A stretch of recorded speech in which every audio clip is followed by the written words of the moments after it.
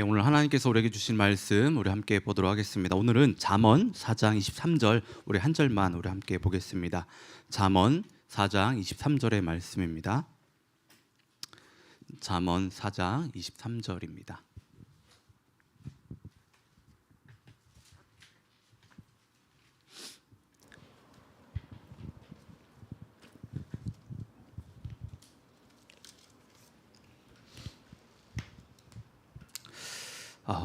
우리 한 절인데요. 제가 먼저 한번 읽고 그 다음 우리 다 같이 우리 한 목소리로 좀 읽었으면 좋겠습니다.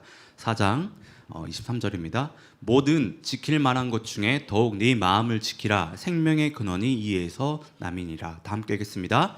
모든 지킬 만한 것 중에 더욱 내 마음을 지키라. 생명의 근원이 이에서 남이니라. 아멘. 오늘은 저희가 함께 읽은 이 말씀을 가지고요, 마음 지키기라는 제목으로 말씀을 나누도록 하겠습니다. 잠언을 보면 잠언에는 여러 가지 주제가 이제 기록이 되어 있는 지혜의 책인데, 그 주제 가운데 하나가 오늘 저희가 살펴본 이 마음입니다. 솔로몬은 우리가 하나님의 백성으로서 이 세상에서 지혜롭게 살아가는 데 있어서 매우 중요하게 강조한 것이 바로 마음입니다. 마음. 여러분, 우리는 그동안 하나님의 백성으로서요, 이 세상을 지혜롭게 살기 위해서 어떻게 살아야 되는지 그 방법론에 대해서 정말로 많은 이야기들을 그동안 들어왔었습니다. 교회를 좀 오래 다니고, 그리고 또 제자 훈련이라든지 뭐 교회에서 하는 어떤 양육 프로그램 뭐 그런 걸 받았다고 하는 사람들은 그래도 들었던 가락이 있으니까 어떻게 살면 하나님이 원하시는 그런 지혜로운 삶인지 어느 정도는 다들 알고 있습니다. 근데 우리가 알고 있음에도 그럼에도 불구하고 우리가 실천하지 못하는 것은 우리가 아는 그 방법이 잘못돼서 그런 것이 아닙니다. 여러분들이 뭐 큰 문제가 있는 교회가 아니다라고 한다면, 그동안 그런 교회를 다니지 않으셨다라고 한다면 여러분들은 그 방법에 대해서는 틀리지 않았을 거예요. 그리고 배운 것들에 대해서는. 근데 문제가 뭐냐면 우리 마음의 문제라고 하는 거죠. 마음. 그러니까 우리가 어떤 마음을 품고 있냐에 따라서 우리가 그것을 실천할 수도 있는 것이고 또 그렇지 않을 수도 있다라고 하는 겁니다. 그러니까 마음이 정말 중요하다라고 하는 거죠. 오늘 말씀을 보면 그래요. 세 번역을 제가 한번 읽어드리겠는데, 그 무엇보다도 너는 내 마음을 지켜라. 그 마음이 바로 생명의 근원이기 때문이다. 솔로몬이 지금 이렇게 이야기를 합니다. 이 말씀은 우리가 인생을 살아가면서 무엇인가를 지키고 있다라고 하는 것, 지키고자 하는 것들이 있다라고 하는 것을 전제로 합니다. 사람마다 그것이 무엇인지는 다 다르지만 다른 무엇보다 최우선으로 해서 지키려고 하는 것들이 다 있다라고 하는 거예요. 여러분들도 분명히 그거 있습니다. 여러분들은 여러분의 삶 가운데서 가장 최우선적으로 지키려고 하는 것이 무엇입니까? 다 있다라고 하는. 보통 많은 사람들이 지키려고 하는 것들이 이게 보면 그래요. 뭐 돈, 뭐 재산, 뭐 건강, 뭐 외모, 또는 뭐 어떤 사람들은 뭐 연인이 될 수도 있고, 뭐 친구가 될 수도 있겠고, 가족이 될 수도 있습니다.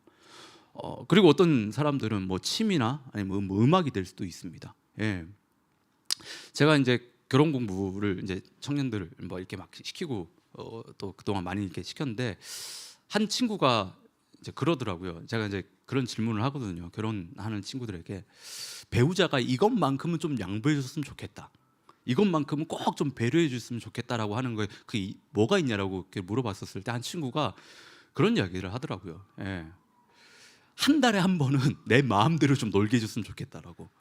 아무런 터치하지 않고 진짜 내 마음대로 친구들과 그냥 밤새서 놀든 뭐 하든 배우자 그거 좀 터치 안 했으면 좋겠다라고. 이것만큼 배려해주면, 이것만큼 최우선적으로 좀 배려해주면 다 오케이라고. 그런 이야기. 그러니까 사람마다 다 최우선적으로 자신이 지키고자 하는 것, 배려하지 못한 좀 그 배려받기를 원하는 것, 뭐 이런 것들이 다 있다라고 하는 겁니다. 근데 솔로몬은요, 우리에게 권면하기를 다른 무엇보다 방금 말씀들이 어떤 그런 것들보다 더 소중히 여기고 힘써 지켜야 하는 것이 있는데, 그것이 바로 마음이라고 하는 거예요. 마음. 왜냐하면 우리의 생명이 마음에서 나오기 때문이라고 하는 거예요. 여기서 말하는 생명이라고 하는 것은 단지 우리가 살아 숨쉬는 그런 활동을 의미하지 않습니다. 솔로몬이 지금 말하는 이 생명은요, 삶에 대한 의미 그리고 삶에 대한 에너지를 이야기하는 것입니다. 삶의 의미를 부여하고 그 의미를 붙들고 살아가게 하는 그 힘을 이야기하는 거예요. 프로스 이야기를 하면 우리가 어떤 삶을 추구하며 살아갈 것인지 마음에서 결정된다라고 하는 것인데, 우리가 하나님의 백성으로서 하나님의 뜻에 합당한 삶을 살아가는 것, 기독교 가치관을 가지고 이 세상에서 순결하고 거룩하게 살아가는 그 삶의 모습이 바로 우리 마음에서 결정된다라고 하는 겁니다. 그리고 또 그렇게 살아가는 그 힘, 그 에너지가 바로 우리 마음에 있다라고 하는 거죠. 솔로몬은 이런 의미에서 우리 마음이 생명의 근원이라고 이야기를 하는 겁니다. 좀 더 쉽게 이야기해 보면 다들 이런 이야기 들어보셨을 거예요. 이런 이야기. 세상 모든 일은 뭐 먹게 달렸더라고요? 마음 먹게 달렸더라고. 이 말은 우리가 어떤 마음을 먹고 사냐에 따라서 우리 삶이 달라진다라고 하는 겁니다. 에디슨이 이런 얘기했습니다. 그 사람의 마음은 지옥을 천국으로 만들 수 있고 천국을 지옥으로 만들 수 있다라고. 우리가 마음으로 천국을 만들면 우리가 지옥에 있더라도 그곳이 천국이 될 수 있고, 마음으로 지옥을 만들면 아무리 좋은 그런 곳에 있더라고 하더라도 우리가 지옥같이 살 수 있다라고 하는 겁니다. 그리고 제가 좋아하는 한 목사님의 그런 이야기인데요, 우리 기독교인은 죽는 자리에서도 은혜를 받는 사람들이다. 여러분, 죽는 자리에서 우리가 어떻게 은혜를 받을 수 있습니까? 근데 우리 그리스도인들은 그 자리에서 어떤 마음을 품냐에 따라서 죽음을 눈앞에 두지만서도 그곳에서 은혜를 받을 수 있다라고 하는 겁니다. 그러니까 마음이 그만큼 중요하다고 하는 거예요. 우리가 어떤 마음을 품고 사냐에 따라서 우리 인생이 다 달라질 수 있다라고 하는 겁니다. 여러분, 마음이라는 것이 이렇게 참 중요합니다. 여러분들도 다 동의하시죠? 그런데 우리는 마음이 중요하다는 걸 알고 있지만, 또 그렇게 이야기를 하지만 그만큼 우리는 마음을 잘 관리하지 않아요. 마음을 힘써 지키지 않고 있습니다. 대부분의 사람들은 그래요. 저도 그렇지만 눈에 보이지 않는 어떤 마음보다 당장 눈앞에 보이는 어떤 그런 일들에 더 큰 관심을 가지고 그것을 지키기 위해서 더 많은 에너지들을 쏟습니다. 왜 그럴까를 좀 생각해 보면, 우리는 우리 스스로가 우리의 마음을 좀 컨트롤할 수 있다라고 하는 그 생각을 은연중에 가지고 있는 것 같아요. 내 거니까, 내 거니까, 내 마음대로 할 수 있다는 그런 생각이 은연중에 있는 것 같아요. 그래서 항상 보면 제일 중요한 이 마음을요, 항상 뒤로 미룹니다. 무엇을 결정하고 판단하기 전에, 판단할 때 어떤 마음을, 상황과 환경을 먼저 바라보고 눈앞에 먼저 보이는 그 일들을 통해서 먼저 판단하고 그 다음에 마음을 맨 끝에 가지고 나온다고 하는 거예요. 그리고 어떤 분들은 그래요. 마음이 흘러가는 대로 다 내버려둬요. 여러분, 우리는 어떻습니까? 여러분들은 여러분들의 마음을 정말 잘 지키고 좀 계십니까? 정말 잘 관리하고 계세요? 여러분, 우리 마음이 생명의 근원이에요. 우리가 가장 신경 써야 될 것은 우리의 마음입니다.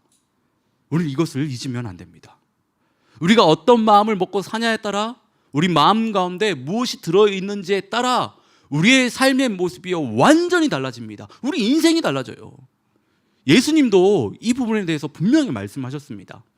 누가복음 6장 45절을 보면, 선한 사람은 그 마음속에 선한 것을 쌓았다가 선한 것을 내고, 악한 사람은 그 마음속에 악한 것을 쌓았다가 악한 것을 낸다.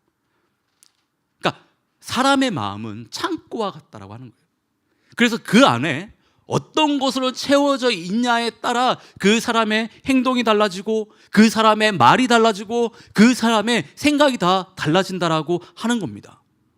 만약에 우리 마음 가운데 교만이라든지 탐욕이라든지 누군가를 미워하는 어떤 그런 마음, 그리고 더러운 욕망이나 하나님을 신뢰하지 못하는 마음이 가득하면 우리 삶 역시 죄악으로 물들게 되고, 이런 죄악이 마음에 들어와서 퍼지면 우리의 성품이나 우리의 행동이 그대로 영향을 받게 되고, 그렇게 되면 우리의 삶은 결국 악해질 수밖에 없다라고 하는 거예요. 그래서 마음이 이런 것들에 영향을 받지 않도록 우리는 살피고 또 살펴야 한다는 겁니다. 그런데 그렇게 마음을 관리하는 것이 참 쉽지 않습니다. 참 어려운 일이에요. 많은 사람들이 마음을 관리하고 지킨다는 것이 뭔지 잘 모를 뿐만 아니라 해본 적이 없기 때문에 어떻게 해야 되는지도 몰라요. 하지만 분명한 사실은 하나님께서는요, 하나님께 온전히 마음이 향한 그 사람, 마음이 온전히 하나님 앞에 바르게 서 있는 사람, 이 사람을요 찾고 계세요. 역대하 16장 9절 말씀이 바로 이 부분을 이야기합니다. 여호와의 눈은 온 땅을 두루 감찰하사 전심으로 자기에게 향하는 자들을 위하여 능력을 베푸시나니. 하나님께서는 지금 온 땅을 다 살피시고 계시는데, 하나님께 마음이 향한 그 사람, 온전히 마음이 서 있는 바로 그 사람을 찾고 계시는데, 그 사람을 하나님께서 찾는 그 이유는 하나님이 그 사람에게 능력을 베푸시기 위함이라고 하는 거예요. 능력을 주기 위해서 마음이 올바른 사람들을 지금 찾고 있다라고 하는 겁니다. 그런데 여러분, 이 말씀은요 그때만 적용되는 말씀이 아니라 지금도 변함없이 우리에게 적용이 됩니다. 지금도 하나님께서는요, 하나님 앞에 마음이 올바로 서 있는 사람, 전심을 향해 하나님을 향하는 그 마음이 그 있는 사람, 그 사람을요 찾고 계십니다. 왜? 그 사람에게 능력을 주시기 위해서, 능력을 베푸시기 위해서 그 사람을 찾고 있다라고 하는 거예요. 이번에 제가 이제 한국에 가서 이제 저의 가장 친한 친구 중에 한 명을 만나서 좀 교제를 하게 됐는데, 그 친구가 하는 일이 뭐 금융 관련된 일을 합니다. 그러니까 맨 처음에는 뭐 보험 관련된 일을 했다가 이제는 좀 다른 일을 하는데, 사업하시는 분들, 뭐 사장님이라든지 아니면 기업의 어떤 대출을 돕는 그런 브로커 같은 그 일을 하는데, 이 친구가 처음에 참 많이 고생을 했었어요. 근데 지금은 자리를 너무 잘 잡고 속된 말로 너무 잘 나가는 친구입니다. 이 친구가 그동안 고생한 이유는 그래요. 이 친구가 정말 참 신실한 친구거든요. 고등학교 때부터 저랑 함께 늘 같이 있으면서 다른 건 다 둘째치고 교회 일에 늘 앞장섰던 뭐 그런 친구입니다. 정말 하나님을 신실하게 믿는 친구인데, 이 친구가 하나님께서 주시는 마음을 붙들고 정말 정직하게 성실하게 일을 하니까 사람들이 일을 안 맡기는 거예요. 금융권이니까 이게 이제 브로커니까 뭔가 이렇게 사람들이 자꾸 이렇게 이 친구한테 이제 뭐 뒤에 좀 어두운 뭐 그런 것들을 자꾸 이제 제안도 하고 막 그런 거죠. 근데 그런 것들 다 거부하면서 일을 하니까 사람들이 일을 안 맡기는 거예요. 그래서 참 많이 고생을 했습니다. 이 친구가. 그럼에도 이 친구는요 포기하지 않았어요. 얘기를 들어보니까 중간에 좀 다른 일을 해볼까도 잠시 생각을 했었다고 하는데, 그럼에도 포기하지 않고 내가 성실하게 정직하게 일을 해야지, 하나님의 사람이니까 그 마음 지키며 일을 했는데요, 이제는 고객들이 자신을 찾는다라고 하는 거예요. 정직하고 성실하게 일하는 것 때문에 오히려 그 고객들이 그 친구를 믿고 그 일들을 다 맡긴다라고 하는 겁니다. 지금도 그 얘기해요. 자기한테 일을 맡기면 그렇게 많은 어떤 그런 수익을 얻지 못할 수도 있다고. 그럼에도 불구하고 이제 고객들이 자기를 찾는다라고 하는 거예요. 그러면서 하나님의 사람으로서 하나님께서 주신 마음을 붙들고 정직하게 성실하게 일하는 것이 이제는 하나의 큰 경쟁력이 됐다라고 이야기합니다. 저는 그 이야기를 들으면서 하나님 앞에 마음이 올바로 서 있고 또 주신 마음을 끝까지 붙들고 살았기 때문에 그것이 하나의 경쟁력이 될 수 있지만, 결국에는 하나님께서 그 친구에게, 그 마음이 바르게 서 있는 그 친구에게 능력을 베푸셨다고 저는 생각이 들었습니다. 저는 지금 함께 예배 드리는 여러분들 또한 좀 하나님 앞에 마음이 좀 올바로 설 길을 진심으로 바랍니다. 그래서 하나님께서 주시는 그 은혜, 그 능력들을요 정말 깊이 체험할 수 있는 정말 여러분들 되기를 진심으로 축원합니다.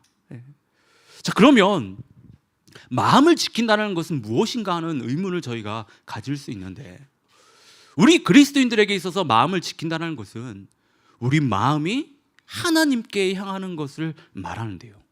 구체적으로 좀 살펴보면 세 가지로 좀 정리할 수 있습니다. 첫째는 마음을 지킨다는 것은요 하나님의 말씀을 온전히 따라 살아가는 것을 이야기하는데, 하나님의 순결하고 거룩한 말씀의 가르침이 잠언의 표현대로 하면 지혜가 마음에 새겨지도록 노력하고 그것을 따라 살아가는 것을 말합니다.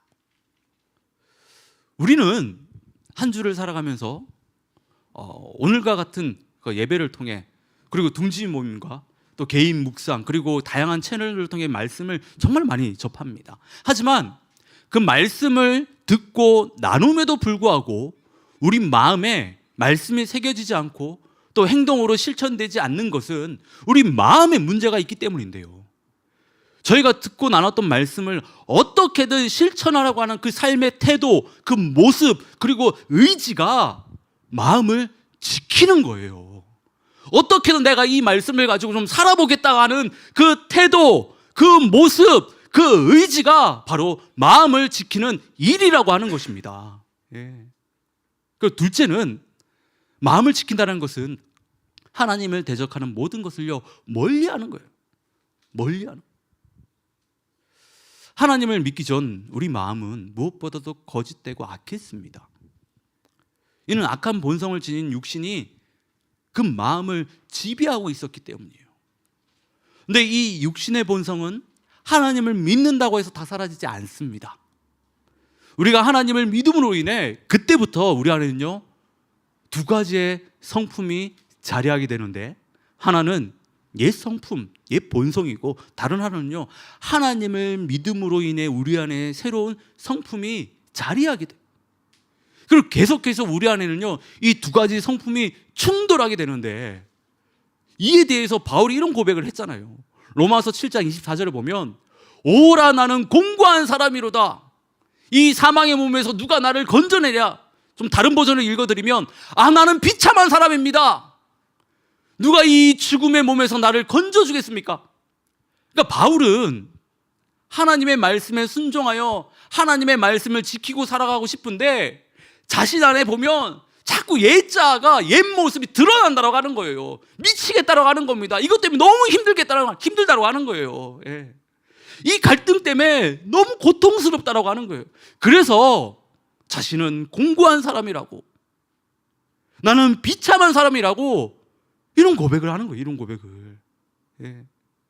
여러분, 마음을 지킨다고 하는 것은 바울처럼요 나의 옛자, 그 옛 본성, 그 성품이 하나님의 말씀이 아닌 죄악된 생각을 가지고 그것을 행하려고 할 때 그것을 끊어내는 거예요. 그것을 하지 않으려고 자꾸 마음을 먹는 겁니다. 자꾸 마음이 옛 본성을 쫓아가려고 할 때 그렇게 하지 않도록 내 마음을 붙드는 것, 그게 지금 마음을 지키는 것이라고 이야기하는 거예요. 그리고 셋째는요, 하나님을 항상 우리 앞에 모시는 겁니다. 코람데오라는 이야기 들어보셨을 겁니다. 코람데오. 코람데오라고 하는 것은요 라틴어인데 하나님 앞에서라고 하는 그 뜻입니다. 그러니까 우리가 무엇을 하든지 늘 하나님이 내 앞에 계시다는 생각으로 살아가는 것을 이야기해요. 우리는 보통 하나님께 예배를 드린다고 하는지, 아니면 어떤 신앙과 관련된 활동에서는 하나님 앞에서 또 하나님과 함께 한다는 생각을 늘 가지고 있습니다. 그런데요, 코람데오라고 하는 것은요 신앙과 직접 관련된 활동뿐만 아니라 우리가 살아가는 모든 그 삶의 그 현장과 그 순간에 내가 지금 하나님 앞에 있다라는 생각을 가지는 것을 이야기해요. 여러분 한번 생각해 보십시오. 코람데오를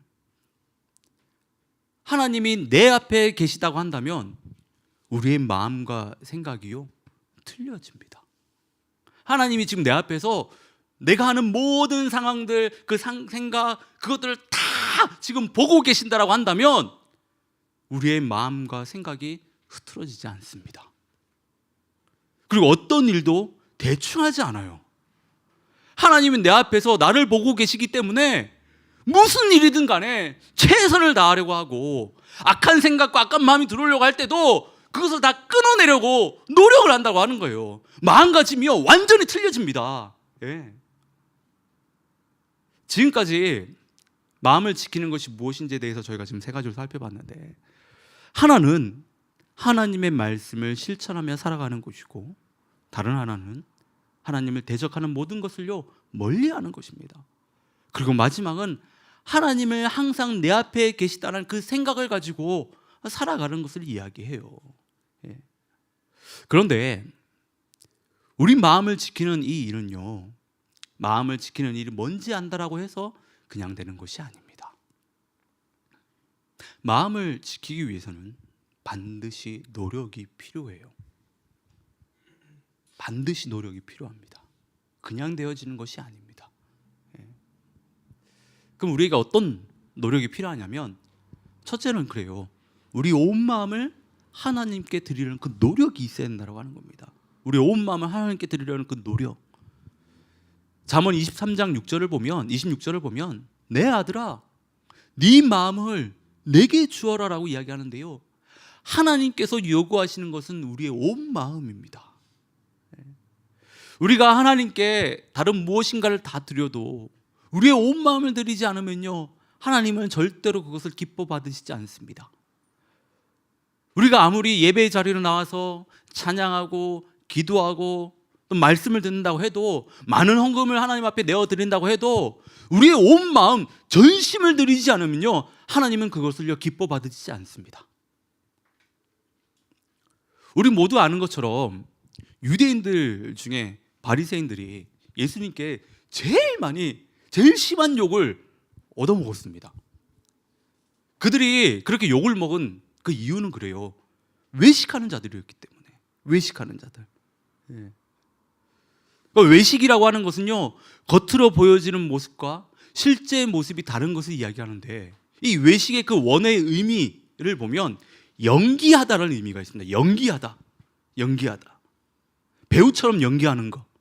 그러니까 마치 연극 배우가 사람들을 보는 앞에서는 연기하듯 일상을 살아가는 사람들을 외식하는 사람들이라고 하는데, 그렇게 연기를 가장 잘하는 사람이 누구였냐면 바로 바리새인들이었다고 하는 거예요. 예.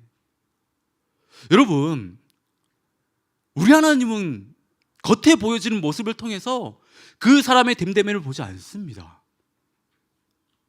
사무엘상 16장 7절에서 말하는 것처럼 사람의 겉모습이 아니라 마음을 보신다라고 하는 거예요. 아무리 겉모습이 하나님을 잘 믿는 신실한 사람의 그 모습이라 하더라도 그의 온 마음을, 그의 그 전심을 하나님께 드리지 않으면 하나님은 그것을 기뻐 받으시지 않는다라고 하는 겁니다. 예. 예전에 한 청년이 저에게 이런 질문을 한 적이 있습니다. 목사님, 하나님은 가식적으로 예배드리는 것을 기뻐하지 않으신다라고 하는데, 마음을 다해 하나님을 예배하는 것이 정말 힘들 것 같으면 그 주는 좀 예배를 안 드려도 되는 거 아닙니까? 그게 오히려 하나님 앞에서 진실된 모습은 아닐까요? 뭐 이렇게 질문한 적이 있습니다. 여러분들은 그 친구에게 무슨 이야기를 해주시겠습니까? 맞는 말 같습니다. 하나님 앞에서 가식적으로 어떤 예배 드리는 것보다 차라리 뭐 그 주는 좀 한 주 건너뛰는 것이 더 뭐 진실해 보여요. 그것이 맞는 것 같아요. 근데 아니에요. 온 마음을 다해 하나님을 예배하지 못하더라도 온 마음을 다해 예배 드리려고 노력하는 것이 온 마음을 하나님께 드리는 겁니다. 비록 집중이 안 되고 은혜가 안 되더라도 어떻게든 예배의 자리에 머물기 위해서 노력하는 것이 하나님께 온 마음을 드리는 거예요. 온 마음을. 하나님은 그 마음을 보시고 하나님은 그 마음을요 귀하게 여기시는 거예요. 귀하게. 그리고 둘째는 부지런히 우리의 마음을 청소해야 돼요. 부지런히. 여러분, 하나님 앞에서 여러분 앞에서 말씀드렸듯이 우리 안에는요 두 마음이 있습니다. 그것이요 정말 계속해서 충돌하게 되는데 우리의 옛 본성, 옛 모습이요 우리 마음을 지배하지 않도록요 우리는요 늘 살피고 또 살피고 또 살펴야 됩니다. 예. 앞에서 마음은 제가 창고라고 이야기 드렸잖아요. 말씀드렸잖아요. 그러니까 우리 안에 어떤 것들이 쌓여 있는지에 따라서 우리의 그 삶의 행동과 어떤 그 삶의 모습과 그 태도와 그 모든 것이요 다 달라진다라고 하는 거예요. 예. 우리는요 우리 마음 가운데 쓰레기를 쌓고 살면 안 됩니다. 비난하거나 비판하거나 어떤 부정적인 어떤 미워하는 또 거짓과 남을 속이려고 하는 또 육체적인 어떤 그 욕망과 그 게으름과 그 나태함과 그 탐심과 그 무기력함과 여러분 이런 쓰레기들을 우리 마음 가운데 쌓아두어서는 절대로 안 됩니다. 그것들이 우리 마음 가운데 자리하지 못하도록요 우리는요 우리 마음을 부지런히 살피고 또 살피고 또 살피고 계속해서 청소를 해야 됩니다. 예. 농부들이 논밭에 가서 가장 많이 하는 일은 뭔지 아십니까? 잡초 제거하는 일이에요. 잡초 제거하는 일. 농부들이 매일같이 논밭에 가서 잡초를 제거하는데요 매일같이 잡초를 제거하는 이유는 그래요. 하루라도 잡초를 제거하지 않으면 잡초가 순식간에 무성하게 자라기 때문에, 그래서 논밭이 엉망이 되기 때문에, 곡식과 채소들이 제대로 자랄 수 없기 때문에 그렇게 수고하는 겁니다. 여러분 잡초는요 예고 없이 자랍니다. 나 오늘 자랍니다 이렇게 예고하는 것이 아니에요. 예? 제가 오늘 좀 피곤하니까 오늘은 안 자라고 내일 잘할 겁니다. 전혀 예고하지 않습니다. 그래서 매일같이 농부들이 논밭에 나가서 잡초를요 뽑는 그 제거하는 그 수고를 하는 거예요. 예. 여러분 우리도 똑같습니다. 우리 마음이요 쓰레기 같은 그 잡초들이요 정말 자라지 않도록 매일매일 그것을요 살피고 제거해야 됩니다. 예. 논밭에 잡초들이 예고 없이 자라는 것처럼 우리 마음에도 예고 없이 정말 쓰레기 같은 거는 잡초들이요 자란다라고 하는 거예요. 예. 그래서 매일매일 우리는 그 마음을 살피고 또 살피고 또 살피고 또 살펴야 되는 그런 노력을 우리가 기울여야 된다라고 하는 겁니다. 그런데 안타깝게도 너무 많은 사람들이요 무의미한 일에 온 힘을 다 쏟다 보니까 정작 하나님께서 명하신 가장 중요한 마음을 지키는 이 일에 힘을 쏟지 못해요. 네. 마음을 지키는 이 일에 노력하지 못하고 있습니다. 네. 여러분들 어떠세요? 여러분들은 지금 마음을 잘 지키고 계십니까? 마음을 정말 거짓된 거 정말 쓰레기 같은 그런 것들에 마음을 뺏기지 않기 위해서 정말 많은 노력들을 하고 계십니까? 얼마나 많은 힘을 그곳 가운데 지금 쏟고 계십니까? 예. 이사야 64장 7절을 보면 아무도 주님의 이름을 부르지 않습니다. 주님을 굳게 의지하려고 분발하는 사람도 없습니다. 이야기합니다. 이 말씀은 얼마나 하나님을 붙들기 위해서 노력하고 있냐라고 하는 거예요. 얼마나 우리 마음을 하나님께 향하도록 노력하고 있냐라고 반문하는 거예요. 이번에 한국에서 여러 목회자분들 만나면서요 참 많은 이야기를 좀 듣게 됐는데 그 이야기 중에 하나가요 아직도 코로나 이야기 하더라고요. 교회가 코로나 때문에 너무 큰 어려움을 당했고 그래서 아직도 회복되지 못하고 있더라고요. 정말 많은 이들 이런 이야기 하시더라고요. 저는 그 이야기를 들으면 참 안타까웠습니다. 뭐 그분들 앞에서 뭐 어떤 반박을 하거나 뭐 그런 이야기는 하진 않았지만 정말 안타까웠어요. 맞습니다. 코로나 때문에 교회들이 큰 어려움을 당했습니다. 큰 어려움을 좀 겪고 있는 건 맞아요. 그런데요 저한테는 그것이 다 변명처럼 들렸습니다. 코로나 때문에 교회와 성도들이 신앙의 어려움을 당한 건 맞습니다. 그런데요, 코로나로 인해서 신앙이 더 성장하고 성숙한 사람들이 있다라고 하는 겁니다. 더 성장한 교회들이 있다라고 하는 겁니다. 여러분, 왜 이런 차이가 날까요? 그 교회만 코로나가 비껴갔나요? 그 사람만 그럼 코로나가 비껴갔을까요? 그래서 그런 차이가 드러나는 겁니까? 결국 마음의 차이라고 하는 거예요. 마음의 상황과 환경을 탓하며 마음을 놓은 사람들은, 그 교회들은요, 지금까지 큰 어려움을 당하고 있습니다. 그런데 그런 상황임에도 불구하고, 그런 환경이었음에도 불구하고 마음을 다잡고 내가 어떻게든 이런 상황 속에서도 내가 하나님을 놓지 않으리, 이 상황 가운데서도 분명히 하나님께 주시는 은혜가 있다라고 생각하고 그것을 붙들고 살아간 그 사람들, 그 신앙인들, 그 교회들은요, 오히려 코로나가 끝나고 나서 더 성장했다라고 하는 겁니다. 그들의 신앙과 그들의 믿음이 더 자라났다고 하는 거예요. 물론 마음을 지키는 것이 쉽지 않습니다. 어려운 일이에요. 그리고 느슨하게 그렇게 풀린 마음을 다시 먹는다는 것이 정말 어려운 일입니다. 하지만 그렇다라고 해서, 상황이 그렇고 환경이 그렇다라고 해서 우리의 마음을 풀어놓으면 안 됩니다. 우리 마음을 그렇게 풀어놓으면 안 돼요. 그럼에도 불구하고 우리는 마음을 더 붙들고 마음을 더 추스리고 마음을 붙잡아야 된다고 하는 겁니다. 여러분, 오늘 말씀에서 솔로몬은 모든 지킬 만한 것 중에 더욱 네 마음을 지키라고 우리에게 권면을 합니다. 우리는 정말 힘써서 우리 마음을 지킬 수 있어야 됩니다. 그런데 우리가 마음을 지키는 것은요, 우리 삶이 끝날 때까지, 우리가 주님 앞에 가기 전까지요, 계속해서 해야 되는 일이라고 하는 거예요. 이 세상 가운데서 우리 마음은 그래요. 우리 마음은 바다에 나간 구멍난 배와 같다라고 할 수 있습니다. 쉬지 않고 바닷물이 배에 들어오게 되는데요, 들어오는 바닷물을 계속해서 퍼내지 않으면 배에 물이 차서 배는 가라앉게 됩니다.